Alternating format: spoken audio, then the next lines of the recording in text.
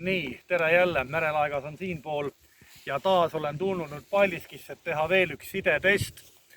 Minu vastaskorrespondent on üle mere Klooga rannas, Klooga puhkekülas ja minu võimsus on hetkel 1 vatt. Kas ma lendan temani välja, kohe me seda näeme.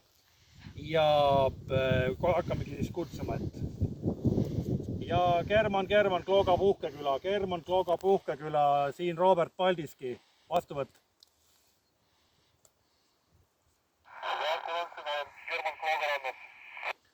No nii, minul praegu madal võimsus ja Klooga, mitte Klooga, vaid Paldiski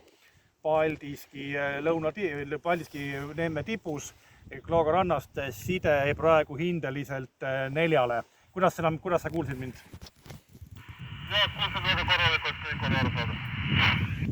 No selge siis, et ma lasin antenni nüüd natuke madalamale. Kas praegu ka tuleb? Okei. Nii, muutsin veidi asukohta. Kuidas nüüd tuleb? Kas sa kuuled mind veel? Jah, kuulen veel jätkuvalt, kõik on korras, on väga hea kuulda. No selge, siis on side testitud, Klooga puhkeküla ja Paldiski vahel on side testitud. Aga aitäh, German, praegu siis side eest ja side lõpp. Aitäh! Nii, nagu näete, side õnnestus taas kord, kui takistusi vahel ei olnud ja 1 vatiga siis sai rääkida praegu Klooga randa.